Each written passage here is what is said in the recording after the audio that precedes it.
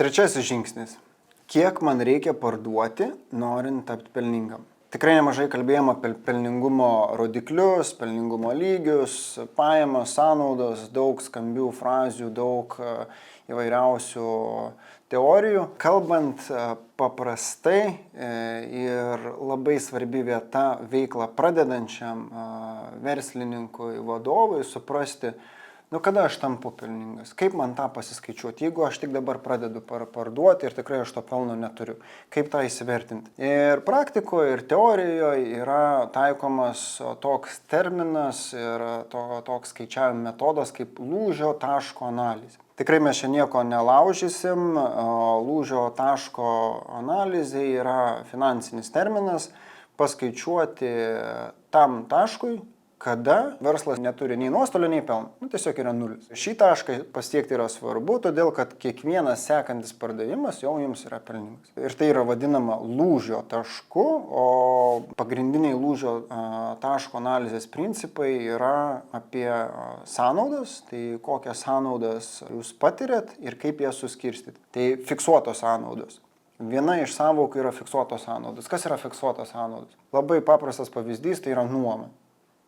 Kiekvieną mėnesį jūs mokate tą patį nuomos mokestį. Tai čia yra fiksuotos sąnaudos. Gali būti atlyginimas darbuotojo, irgi fiksuotas, nekintantis. Gali būti kažkoks tai draudimas kiekvieną mėnesį, kur moka. Tai yra tos sąnaudos, kurios laiko tėkmėje nekinta. Užsifiksavot metams ir jos yra pastovios.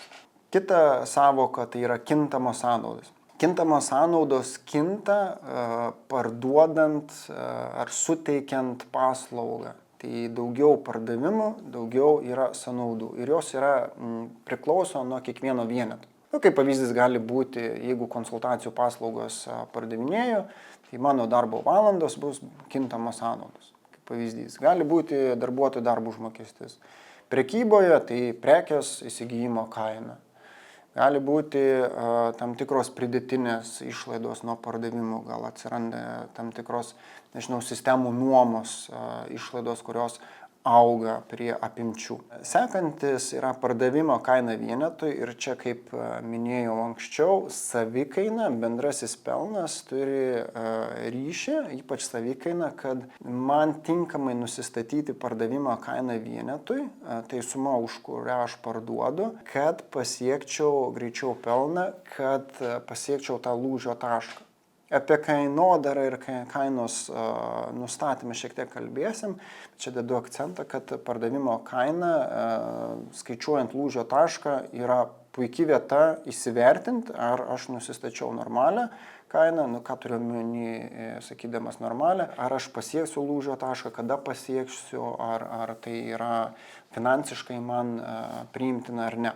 Tai čia skaičiuojant lūžio tašką gali tikrai pažaisti vienokią, kitokią kainą įsirašyti ir pamatyti, kiek reikės parduoti. Produkcijos vieneto ribinės pajamos, sudėtingas gal terminas, bet tiesiog yra pardavimo kaina vienetui minus kintamos sąnaudos, kad suprasti, kiek lieka pelno, kiek lieka pinigų man iš pardavimo atėmus kintamas sąnaudas. Tai padengti tiesiog fiksuotams. Formulė lūžio taško apskaičiuoti yra ganėtinai nesudėtinga, jūs ją matote apačioje, taip pat dalomoje medžiagoje pasidalinom skaičiuoklę, kuri lengvai apskaičiuoja tą.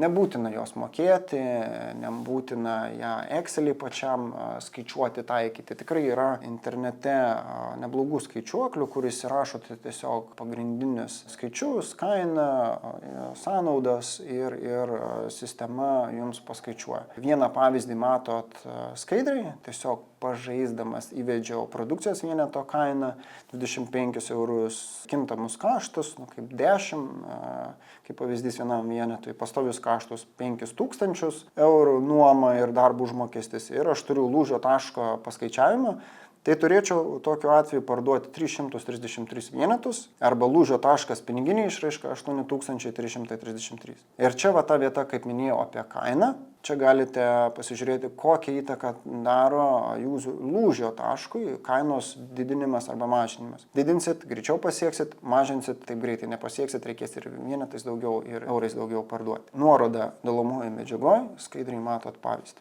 Kalbant apie lūžio taško analizę ir lūžio taško skaičiavimą, jūs varžotės su laiku. Ir laikas yra be galo svarbu. Kuo ilgiau nepasiekėt lūžio taško, tuo daugiau pinigų reikės sunaudoti. Ką turiu omeny, tai pinigų, savo pinigų, skolintų pinigų, investuotojų pinigų, klasikiniui verslui, smulkiam verslui. Lūžio taško analizė yra svarbus žingsnis, pradedant, vykdant veiklą, tiesiog įsivertinti, kiek man reikia parduoti, jeigu aš noriu uždirbti tam tikrą pelną, kiek man reikia parduoti, kad aš pasiekčiau visų pirma tą pelną, tą suprasti ir siekti šio rodiklio kiekvieną mėnesį.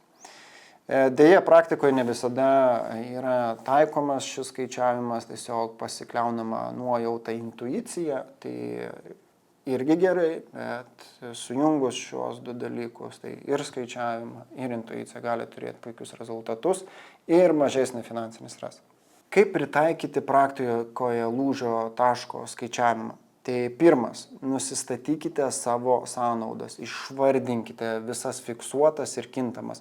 Čia būkite detalūs, leiskitės gilyn, pasižiūrėkite, ar tikrai viską identifikavot, ar nepamiršot kažko. Grįžkite prie šios užduoties padarę tam tikrą pertrauką. Labai svarbu identifikuoti ir išrinkti visas sąnaudas, sąnaudos yra jūsų išlaidos, kad tinkamai paskaičiuoti šį lūžio tašką, nes pamestos išlaidos tai tikrai jums duos klaidingą rezultatą. Lūžio taško skaičiavimas nėra vienkartinė užduotis. Nuolat prie to sugrįžkite, ypač jeigu turite naują padalinį, planuojat naują projektą, naują prekę paleidžiate į rinką, tai šis skaičiavimas turėtų būti tam tikros higienos dalis, atliekant periodiškai. Ir kiekvieną kartą šio rodiklio skaičiavimas duos naujų įžvalgų.